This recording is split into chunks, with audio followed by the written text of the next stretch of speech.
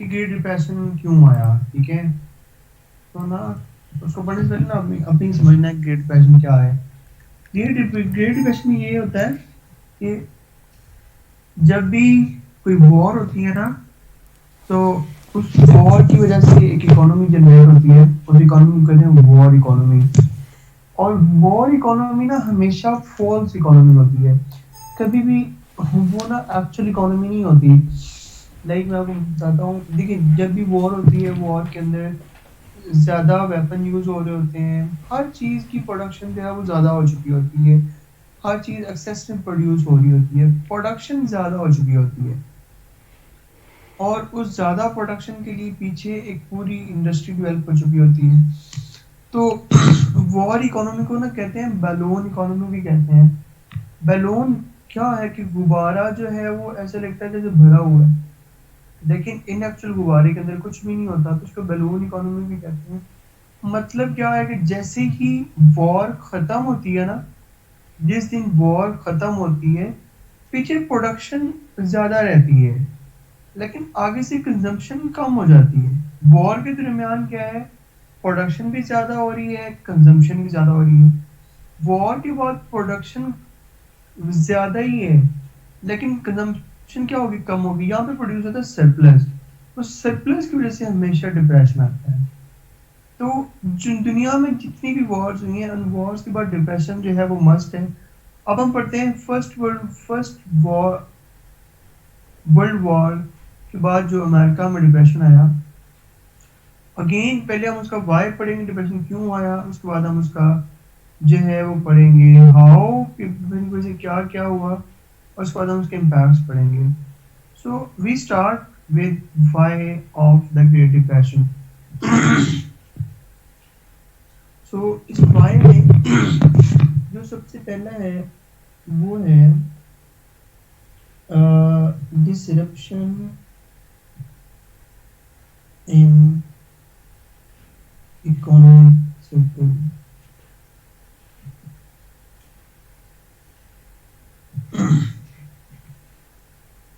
क्या मतलब है, मतलब ये है कि किसी भी जगह पे ये नहीं होता कि पैसा जो है वो कहीं उड़ जाता है या पैसा कहीं बाहर चला जाता है।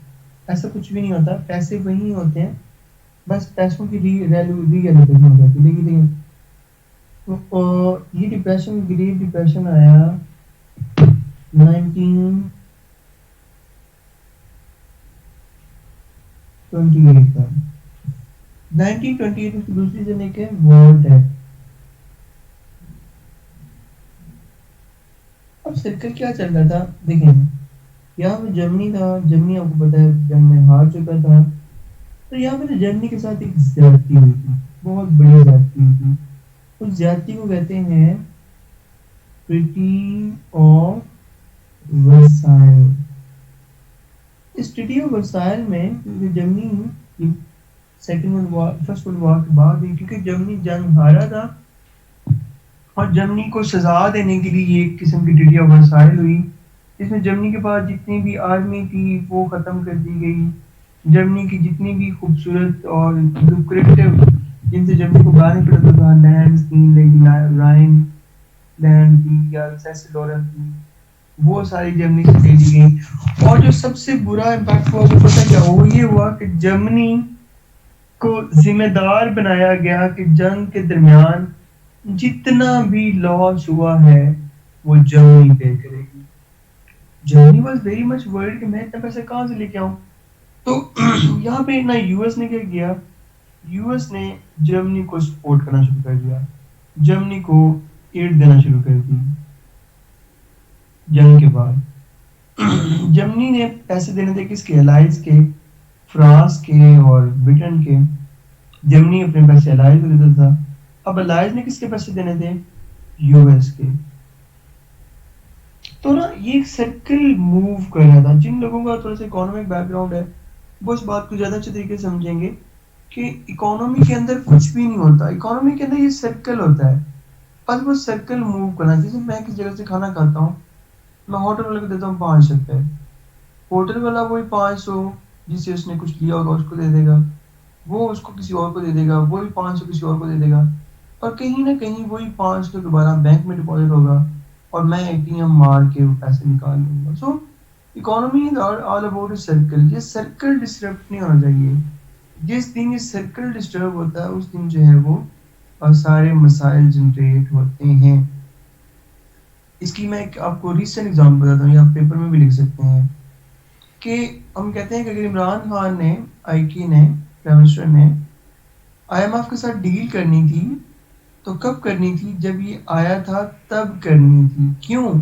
बिकॉज तब ये साइकिल चल रहा था और ये साइकिल चलना बहुत जरूरी है। द मोमेंट यहाँ पे अनसर्टेनिटी क्रिएट होती है, जिस दिन मार्केट में अनसर्टेनिटी क्रिएट होती है उसी दिन ही मार्केट फ्लॉप हो जाती है। इसलिए कहते हैं मार्केट में कभी भी अनसर्टेनिटी जो है वो क्रिएट नहीं होनी चाहिए। यहाँ पे इनएक्चुअल हुआ क्या था, जब आईएमएफ की डील लेट हुई, मार्केट में अनसर्टेनिटी हुई, लोगों ने सर्कल से पैसा बाहर निकाला। जिस दिन सर्कल से पैसा बाहर निकाला इकोनॉमी डिस्टर्ब हुई। जिस दिन इकोनॉमी डिस्टर्ब हुई जीडीपी रेट आपका 2.5% पे आ गया। यहाँ पे ये सर्कल कब डिस्टर्ब हुआ? इसको आपको रीजन बता दो। इसकी रीजन जो सबसे बड़ी रीजन है वो ये है, इसको समझने के लिए आपको एक कंसेप्ट समझना पड़ेगा। देखें, फर्स्ट वर्ल्ड वॉर में और सेकेंड वर्ल्ड वॉर में क्या हुआ था? हम अभी फर्स्ट वर्ल्ड वॉर का पढ़ते हैं कि यूरोप की सारी एग्रीकल्चर तो तबाह हो चुकी थी, ज़राअत, ठीक है। एग्रीकल्चर जब तबाह हो गई तो यूरोप ने जो फूड प्रोडक्ट्स थी वो कहाँ से लेनी थी? वो इन लोगों ने लेनी थी यूएस से। तो यूएस की लैंड को यूएस के फार्मर्स ने बहुत ज्यादा यूज किया। यूएस सॉइल को उसकी कैपेसिटी से ज्यादा यूज किया। और जब भी लैंड, मतलब देखिए हर चीज की कैपेसिटी होती है ना, लैंड की भी कैपेसिटी होती है। जब लैंड को अपनी कैपेसिटी से ज्यादा यूज किया तो जमीन सारी जो है वो बैरन बैरन हो चुकी थी। और यहाँ पे 1928 में एक स्टॉर्म आया, तूफान आया, ये लैंड सारी बैरन हो चुकी थी और उस स्टॉर्म की वजह से ये सारी लैंड जो है वो एरोड हो गई, सॉइल इरोजन हुई। और ये बहुत बड़ी पूरी वर्ल्ड हिस्ट्री में सॉइल इरोजन थी। 1928 में मतलब एक तूफान आया, उस तूफान को कहते हैं डस्ट बाउल। अच्छा, ये डस्ट बाउल को ना आज आपने सर्च करके जरूर देखना है। इस डस्ट बाउल की वजह से लोगों की इकोनॉमिक एक्टिविटीज जो है वो तबाह हो गई और मतलब काफी सारे लोग डिस्टर्ब हो गए। पूरे का पूरा जो है वो इधर जो नॉर्दर्न ईस्टर्न यूएस से था वो सारा का सारा वहाँ पे जो है वो तबाह बर्बाद हो गए लोग उस डस्ट बाउल की वजह से। उस डस्ट बाउल की वजह से असल में यूएस ने जर्मनी को पैसे देना बंद कर दिए। जब जर्मनी को पैसे देना बंद किए तो जर्मनी की जो इकोनॉमी थी, मार्क, जर्मनी की करेंसी कहते हैं मार्क, और मार्क कहते हैं इतना डाउन चला गया, इतना डाउन चला गया। आज जाके आपने इसकी भी गूगल पे तस्वीरें देखनी है। मार्क इतना डाउन चला गया कि लोग इस मार्क के साथ बजाय बाजार से जाके लकड़ियां खरीद के भट्टी में जलाने के, इसी मार्क को भट्टी में जलाते थे। जर्मनी का मार्क डाउन हुआ, जर्मनी ने अलाइज को पैसे देना बंद किए, अलाइज ने यूएस को पैसे देना बंद किए, और इस वॉर डेट की वजह से ये इकोनॉमिक सर्कल डिस्टर्ब हुआ। जब ये इकोनॉमिक सर्कल डिस्टर्ब हुआ तो उसका यूएस की इकोनॉमी पे एक बहुत बुरा इम्पैक्ट हुआ, जो आप कह लो कि पॉइंट ऑफ नो रिटर्न था for the United states of America. हुआ क्या कि अब था स्टॉक एक्सचेंज। अब लोगों को तो स्टॉक एक्सचेंज कैसे काम करती है? स्टॉक एक्सचेंज काम करती है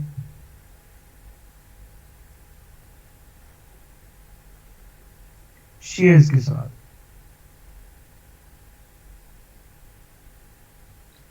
और शेयर्स कैसे चलते हैं? शेयर चलते हैं मार्केट स्पेकुलेशन के साथ।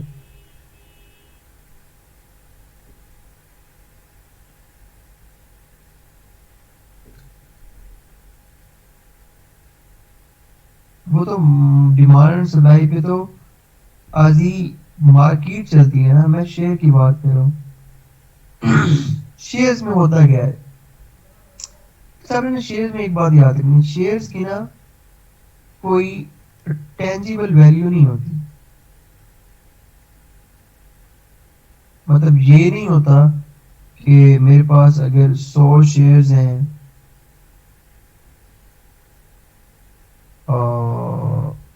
सीमेंट बैग्स के, हम फर्ज कर लेते हैं 80 सीमेंट बैग्स के मेरे पास 100 शेयर्स हैं, तो उसका ये मतलब हरगिज भी नहीं होगा कि वो 100 सीमेंट बैग कहीं पड़े हैं। ठीक है, असल में ये सारे शेयर्स होते हैं इनटेंजिबल। तो इसकी सिक्योरिटी क्या होती है, इसको भी समझने के लिए आप ये देखिए, पेपर नोट है ना, मतलब 100 रुपए का ये नोट है, कागज का टुकड़ा है, उसकी क्या गारंटी है, क्या सिक्योरिटी है उसकी? उसकी सिक्योरिटी है, उसके ऊपर लिखा होता है हामिल अदा को मुतालबा पर अदा करेगा। क्या मतलब है इसका? मतलब है कि इसके बिहाफ पे, इसकी 100 रुपए के नोट के बिहाफ पे गवर्नमेंट ने पीछे भी सिक्योरिटी रखी हुई है। वो सिक्योरिटी क्या है? वो मोस्टली गोल्ड का स्टैंडर्ड होता है। इसी तरह ये 100 शेयर है सीमेंट बैग के, इनकी कोई टेंजिबल वैल्यू नहीं होती, इनटेंजिबल वैल्यू होती। सिक्योरिटी क्या है? सिक्योरिटी उस कंपनी की वर्थ होती है, नेट वर्थ होती है कि उस कंपनी की मालियत कितनी है। मैं आपको इसको मजीद एक्सप्लेन करूँ, कंफ्यूज है ना करना आप। देखें, हम फर्स्ट कह लेते हैं कंपनी है, किसी मुकद्दस कंपनी का जिक्र कर लेते हैं। मुकद्दस कंपनी है अस्की सीमेंट। हम फर्स्ट कर लेते हैं इसकी वर्थ है 300 बिलियन। अस्की सीमेंट क्या करता है? प्रॉफिट जनरेट करने के लिए मार्केट में 300 बिलियन के शेयर फ्लोट कर देता है। हम फर्ज कर लेते हैं इसका एक शेयर जो है वो 100 रुपए का है। ठीक है, अगर मार्केट में स्पेकुलेशन अच्छी चल रही हो तो ये शेयर हो जाएगा 110 का। इसमें कुछ पैसे जो है वो ब्रोकर को मिल जाएंगे, कुछ पैसे जो है शेयर वाले को मिल जाएंगे जिसने ओन किया होगा, कुछ पैसे कंपनी को मिल जाएंगे, और कुछ पैसे जो उससे बैंक से रिलेटेड है उसको मिल जाएंगे। होता क्या है कि अगर मार्केट में स्पेकुलेशन अच्छी चल रही हो और शेयर्स की वैल्यू बढ़ रही हो तो कंपनीज अपनी नेट वर्थ से ज्यादा के शेयर फ्लोट कर देती हैं। मसलन ये शेयर फ्लोट कर देगी 600 बिलियन के। ठीक है, लेकिन अगर खुदा ना खास्ता मार्केट में स्पेकुलेशन क्रिएट होगी कि मार्केट नेगेटिव जा रही है, तो लोग क्या हो जाएंगे? लोग यहाँ पे डर जाएंगे कि अब क्या होगा। लोग क्या करेंगे? ये शेयर्स को कंपनी को वापस बेचना शुरू कर देंगे। अब शेयर्स कितने के फ्लोट हुए हैं? 600 बिलियन के। नेटवर्थ कितनी है? 300 बिलियन। तो कंपनी के पास 300 बिलियन कहां से आता है? कहीं से भी नहीं, और इकोनॉमी आराम से नीचे आ जाती है।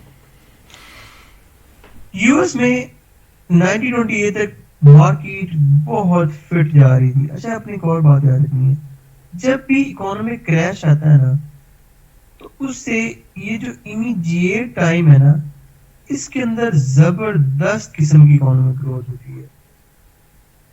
मतलब हमारी देखें जीडीपी रेट 5.7 तक पहुंच चुका था, दोनों में कितना आ गया? 2.7। तो तो तो यहाँ पे 1929 में जब क्रैश आया, उससे पहले मार्केट बहुत फिट जा रही थी।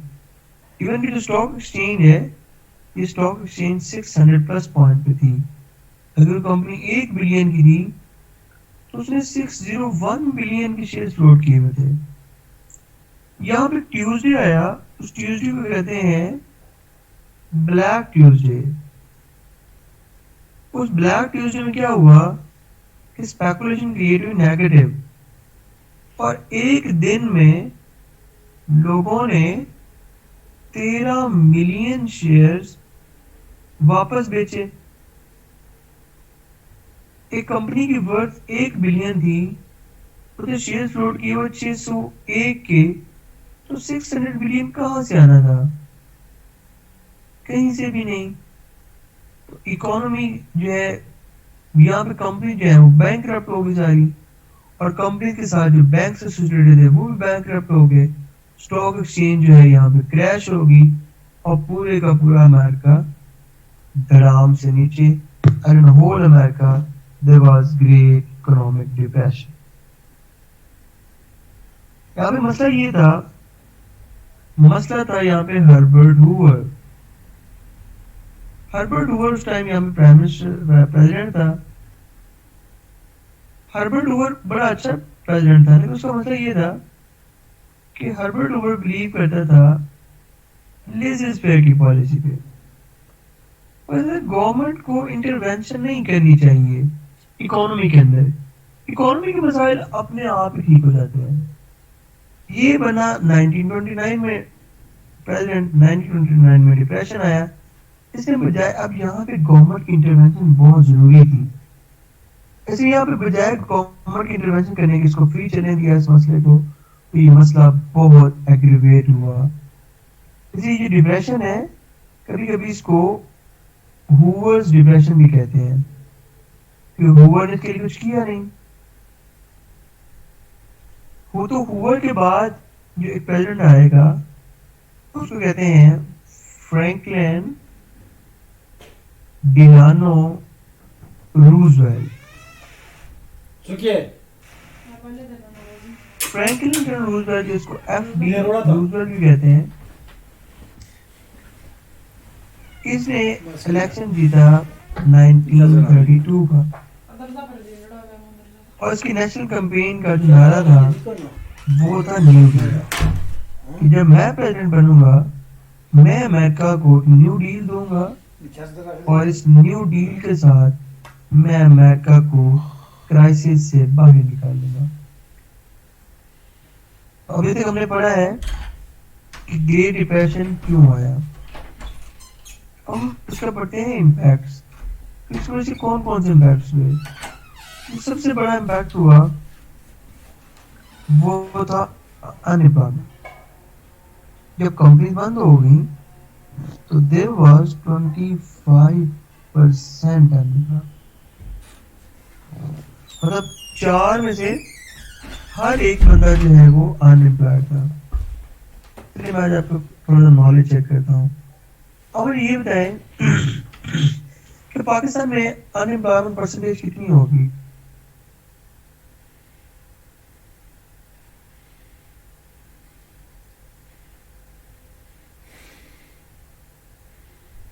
Thirty five.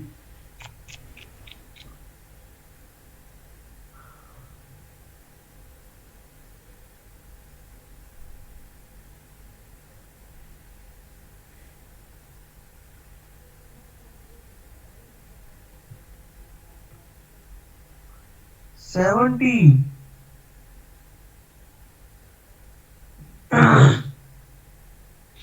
जिन लोगों ने कहा है ना 35, और जिन लोगों ने 70 कहा है वो मुल्क छोड़ के ना चले जाएं। हमारा मुल्क ना लम्हा के अभी इतने भी हालात खराब नहीं हुए। 5.9% पाकिस्तान में अनएम्प्लॉयमेंट, समीना ने सही जवाब दिया। आपको क्या लगता है, आप सीरियस कर रहे हैं, वेले हैं तो सारे वेले हैं। हर बंदा ना कोई नौकरी शौकरी कर रहा है ऐसा।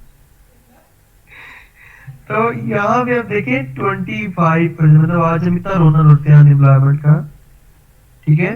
तो अब आज हमारे पास 6% है, और उस टाइम यूएस में 25% है अनएम्प्लॉयमेंट। हर चौथा बंदा जो है वो वेला था।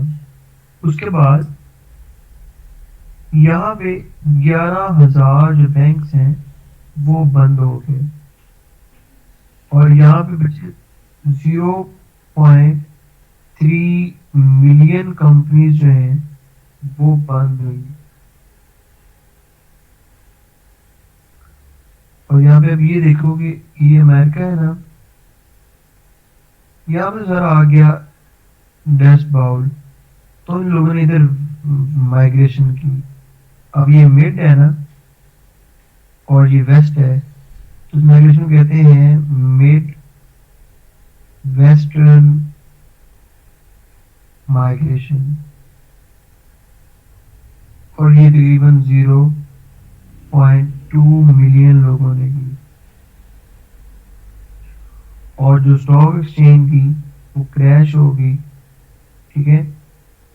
और 90% स्टॉक स्टॉक मार्केट डाउन हो गई।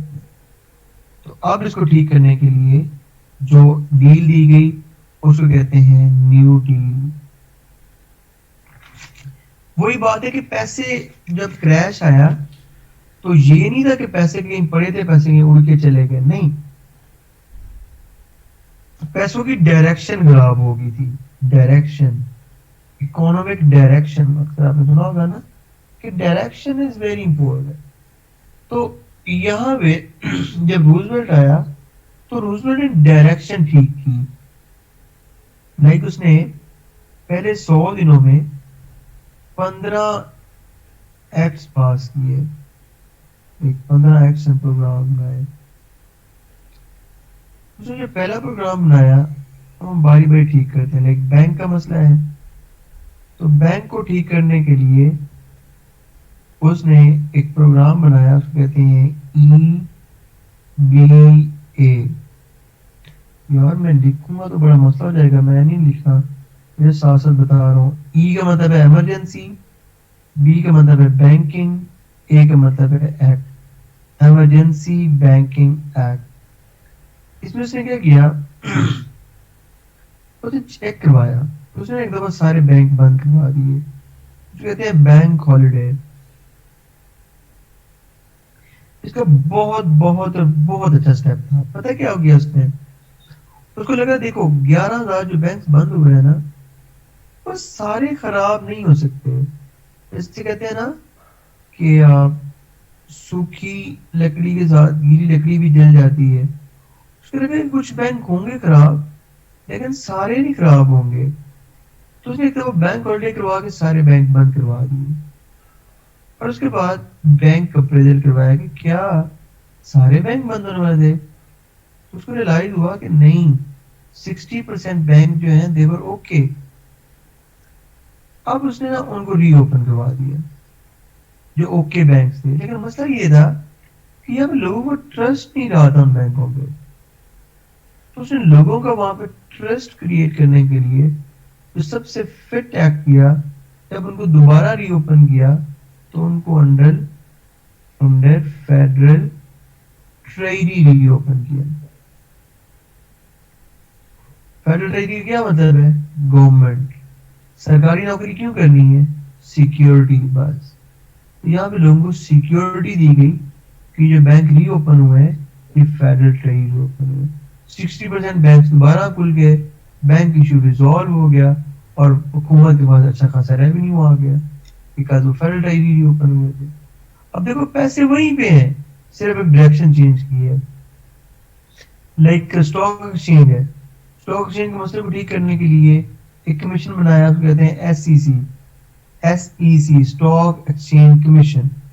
स्टॉक एक्सचेंज कमीशन को सिर्फ एक बात कही, उन्होंने कहा आज के बाद कोई भी कंपनी, लाइक एक नेटवर्थ है ना कंपनी की, अपनी नेटवर्थ से कोई भी कंपनी ज्यादा, अपनी नेटवर्थ से ज्यादा शेयर फ्लोट नहीं करेगी।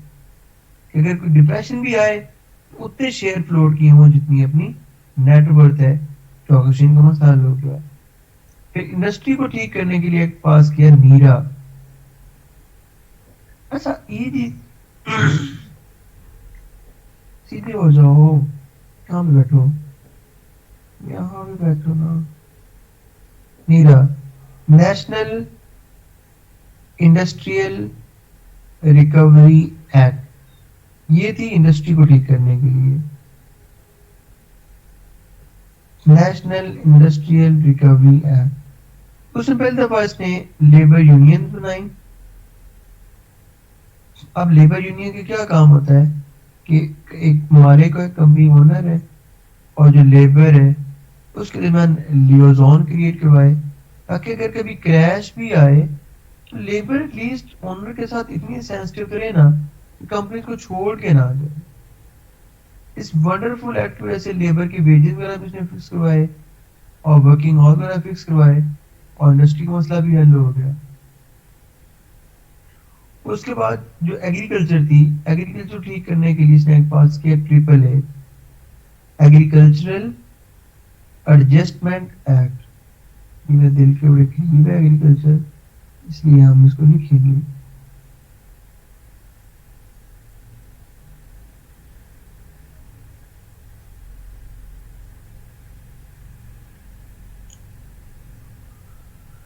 Agriculture adjustment act, he was the first president जिसने सस्टेनेबल एग्रीकल्चर की बात की। क्या मतलब, इसने कहा कि आज के बाद आप सॉइल को उसकी कैपेसिटी से ज्यादा यूज नहीं करेंगे। फार्मर्स को मुतमईन किया कि तुम लेस प्रोड्यूस करो, हम तुम्हें उसके पैसे ज्यादा दे देंगे। तुम लेस प्रोड्यूस करो, सॉइल को उसकी कैपेसिटी से ज्यादा यूज ना करो, हम तुम्हें पैसे ज्यादा दे देंगे।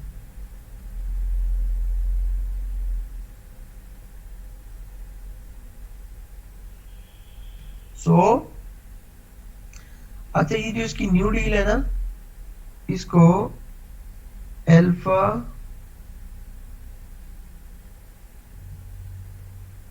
बेटिकल सूप भी कहते हैं। क्यों? एक्ट सारे देखो किधर गए, EBA, SEC, NIRA, triple A, अभी देखो हम पढ़ते हैं फीरा।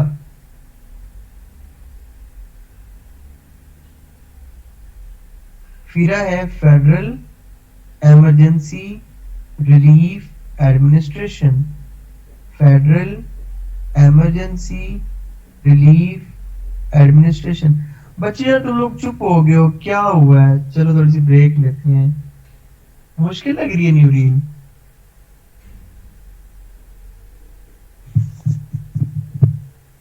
अच्छा, अगर क्या चुप हो गए हो तो मैसेज वैसे भी नहीं आ रहा, बस नाम ही याद करने रटा ही है सारा। अच्छा सही है।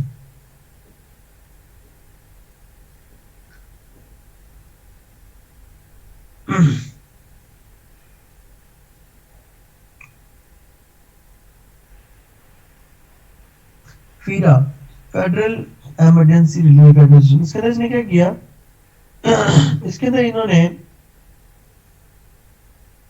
जो होमलेस थे, जिनके घर वर तबाह हो गए थे, उनको ब्लैंकेट वगैरह प्रोवाइड की गई।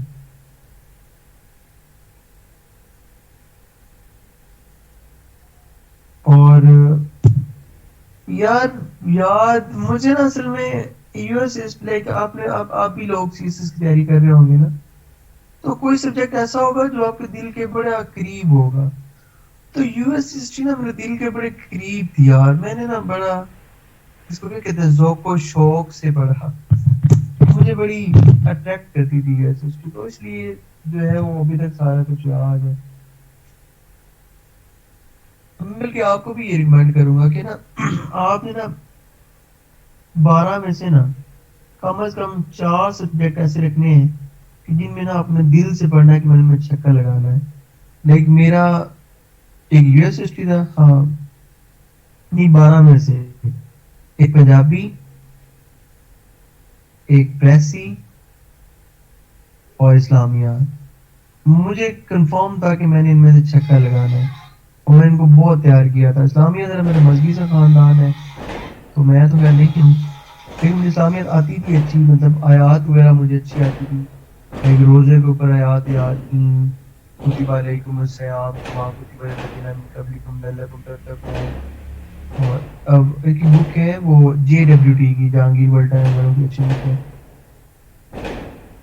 तो फिर मेरे यूएस में मेरे टारगेट बहुत ज़्यादा हुआ था इस तरह हिस्ट्री, बल्कि जो है 80-90% लोग फेल हुए थे बट मेरा एक भी एमसीक्यू नहीं ठीक था, but still I got around 48 marks. Punjabi में आई गॉट 87 मार्क्स, एंड फारसी में आई गॉट 62 मार्क्स, एंड इस्लामियात में भी आई गेस 64 थे। तो एमसीक्यू यार, इसमें मेरा एक भी एमसीक्यू ठीक नहीं था, मेरे 20 के 20 गलत थे।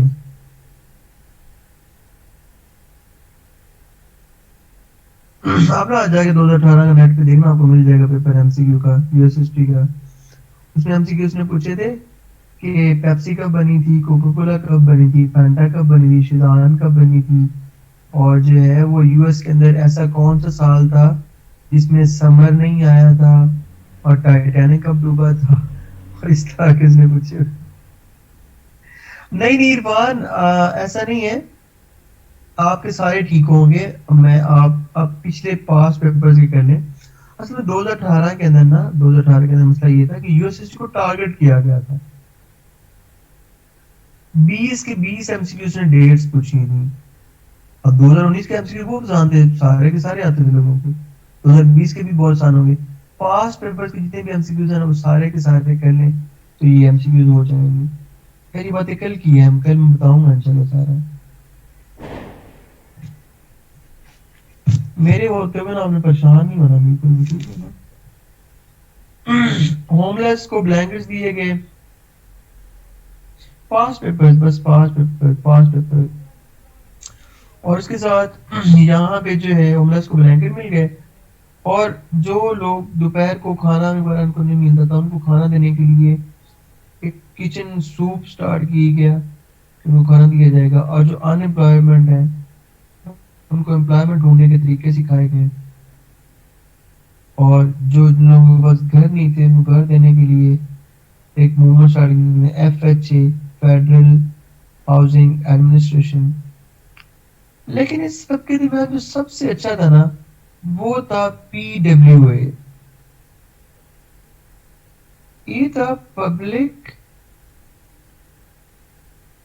खान साहब की तो क्या बात है,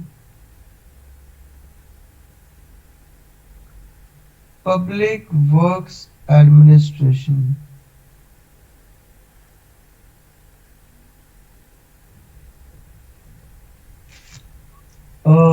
पीडब्ल्यूए सीन क्या है इसके अंदर? सीन ये है कि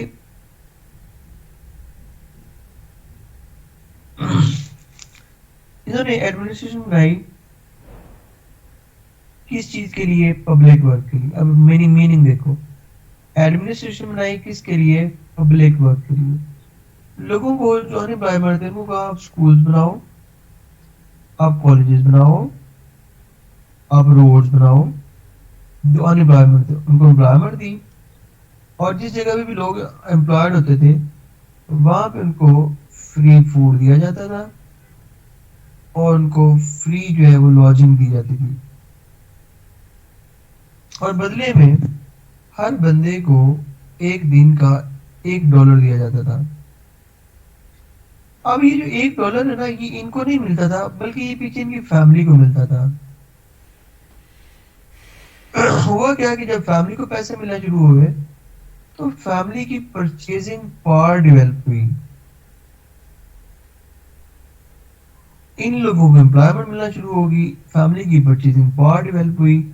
और जब ये डील एंड हुई, न्यू डील, तो यहाँ पे हंड्रेड्स ऑफ स्कूल्स बने, हंड्रेड्स ऑफ कॉलेजेस बने, हंड्रेड्स ऑफ द रोड्स मुफ्त में बन गए।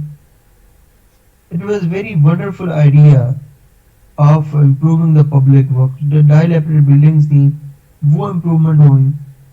और इसमें जो है एक और बड़ा मजे का था, और उसको कहते हैं ट्रिपल सी।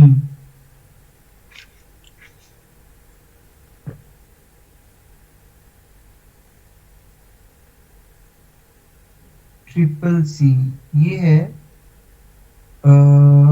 सिविलियन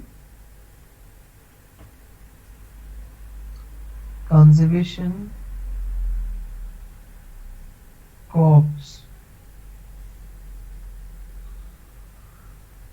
इसके अंदर क्या किया उसने? अगेन वही काम किया सिविलियन कंजर्वेशन कॉप्स ने, कि लोगों को एम्प्लॉयमेंट दी, अब आपने बताना लोगों को क्या क्या मिलेगा, दो चीजें।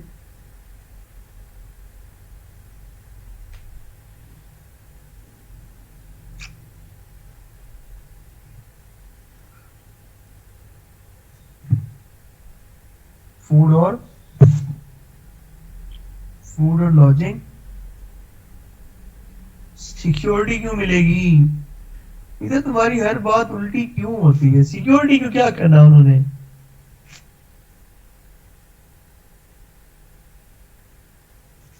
अच्छा, और बदले में क्या मिलेगा? $1। अब $1 किसको मिलेगा? फैमिली को। अब इनको मिल गया फ्री फूड और लॉजिंग, फैमिली को मिल गया पैसे। फैमिली की क्या डेवलप हो जाएगी? Purchasing power. असल में ये क्या डेवलप हो रहा है? सर्कल, इकोनॉमिक सर्कल डेवलप हो रहा है। यहाँ पे इकोनॉमिक सर्कल भी डेवलप हो गया, इंडस्ट्री भी डेवलप हुई। और जो सबसे बड़ा काम हुआ, अब आपने फिर कहना सर इमरान खान, यहाँ पे इस सिविलियन कंजर्वेशन कॉर्प्स की वेक में 3 बिलियन ट्रीज लगे यूएस के अंदर।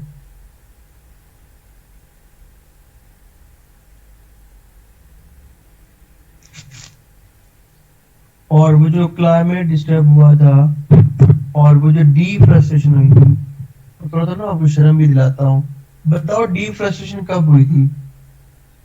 When deforestation take place in the US history? ओह, ये तो मैंने आज ही बताया है, मैंने मुझे लास्ट क्लास में बताया था। शाबाश, इरफान नसीब बताया। जब सिटी एक्सपैंड हुए यार, जब स्लम्स बने, तब हुई थी डिफोरेस्टेशन। 1928 में डस्ट बाउल आया था, सॉइल को उसकी कैपेसिटी से ज्यादा यूज किया गया था, इसलिए सॉइल एरोड हुई थी।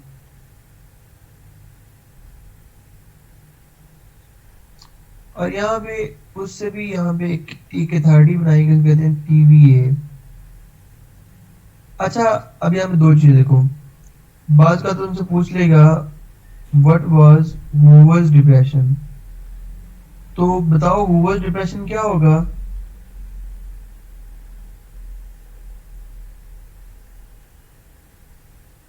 शाबाश। और अगर वो तुमसे पूछ ले अल्फाबेटिकल डील, तो अल्फाबेटिकल डील कौन सी होगी? न्यू डील, ठीक है ना? तो ये नहीं फिर कहना कि ये तो हमें सर ने पढ़ाया ही नहीं। टीवीए था टेनेसी वैली अथॉरिटी। अब टेनेसी इनकी एक स्टेट भी है, टेनेसी वहां पे रिवर भी है, टेनेसी पे रिवर पे जो है वो डैम बनाया गया, उस डैम की वजह से जो है वाटर स्टोरेज की गई, और टेनेसी में हर साल फ्लड आ जाता था। उस फ्लड भी रुक गया, मुफ्त का डैम भी बन गया, लोगों को इसी चक्कर में एम्प्लॉयमेंट भी मिल गई। और ये जो पीडब्ल्यू है था ना, ये बहुत एक अच्छा कंसेप्ट था। लोगों को एम्प्लॉयमेंट भी मिली, लोगों ने स्किल डेवलपमेंट भी सीखी, और पीछे फैमिलीज को भी पैसे मिले, और एवरीथिंग वाज क्वाइट बेटर। नहीं, इसका कोई फार्मूला नहीं है। अच्छा, यहाँ पे ना एक एमसीक्यू है, वो पहले वो देखो। 1932, 1936, 1940, 1944, ये जो था ना एफडी रोजवेल्ट,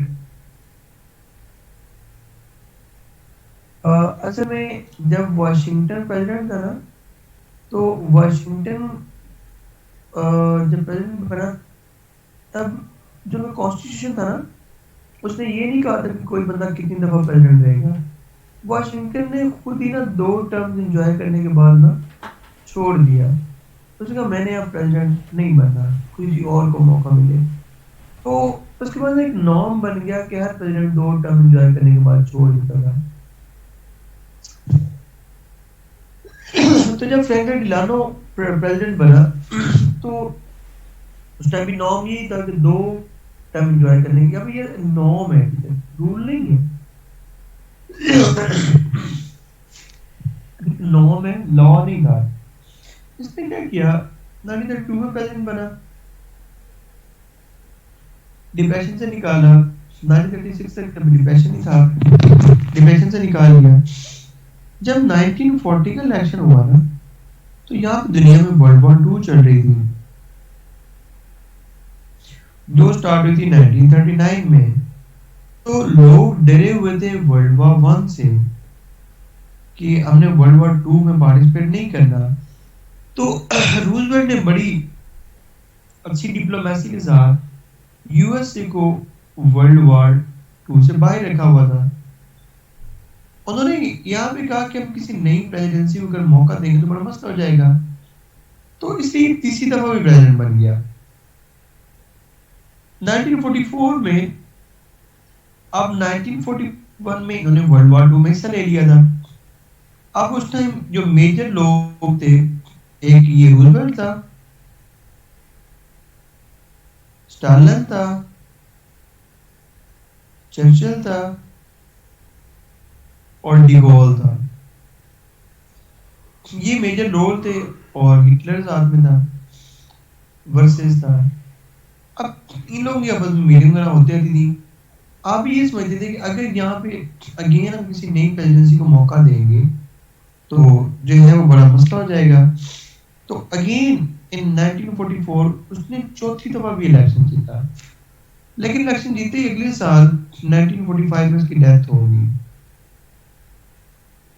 जब उसकी डेथ हुई तो इसका वाइस प्रेसिडेंट था हैरी एस ट्रूमैन, जिसने बाद में एक डॉक्ट्राइन भी दी, उसको कहते हैं ट्रूमैन डॉक्ट्राइन। लेकिन वो भी हम कर पढ़ेंगे अभी। नहीं, ही वाज 4 दफा प्रेसिडेंट बना, 1932, 1936, 1940 एंड 1944।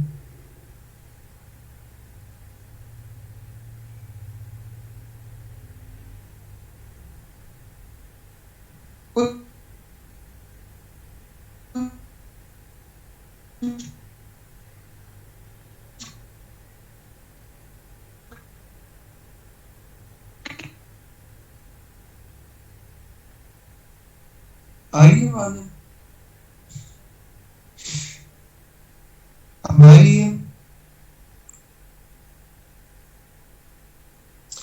इस तरह को लगा कि यार कोई भी प्रेसिडेंट जितनी मर्जी दफा आके प्रेसिडेंट बन सकता है। तो इसने क्या किया, यहाँ पे आके एक अमेंडमेंट की। इसने नहीं, इसके मरने के बाद एक अमेंडमेंट हुई, उसको कहते हैं 22nd अमेंडमेंट। अब इसको याद करने का तरीका ये है, ये कितने हैं, 2, ये कितना है, 2, मतलब 2 को 2 दफा रिपीट किया गया है। और ये रिपीट किया गया है कि कोई भी प्रेसिडेंट 2 टर्म से ज्यादा एंजॉय नहीं करेगा। और जो प्रेसिडेंट की टर्म्स हैं वो फिक्स की गई। पहले जो नॉर्म था उसके बाद रूल बनाया गया। अब क्वेश्चन ये है कि क्या एफडी रूजवेल्ट की जो न्यू डील थी वो सक्सेस थी, कामयाबी थी कि फेलियर था? तो आंसर है इसके, ना वो कामयाबी थी ना वो फेलियर था, इट वाज समथिंग बिटवीन। क्योंकि सीन ये था कि 1939 में अगेन सेकेंड वर्ल्ड वॉर शुरू हो गई थी और अगेन जो है वो इकोनॉमी वॉर इकोनॉमी हो गई थी। Everything was boosted again and America came out of this great depression.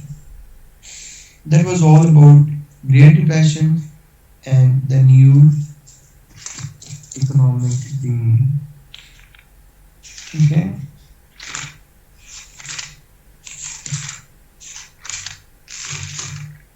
ये मैं तुम लोगों को भेजूं कि रहने दो?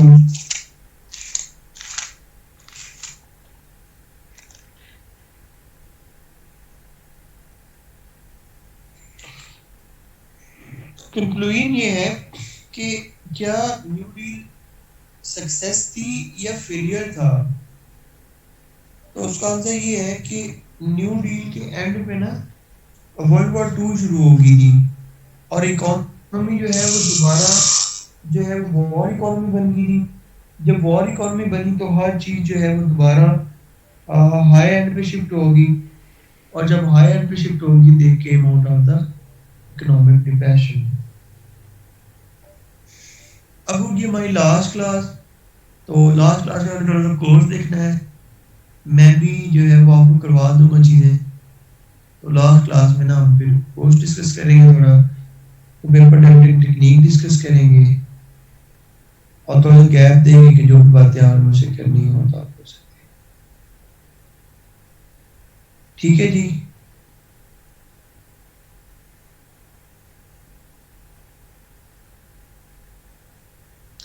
कोई सवाल है तो पूछ लें। नहीं, कल तो मेरी केपी नाइट है।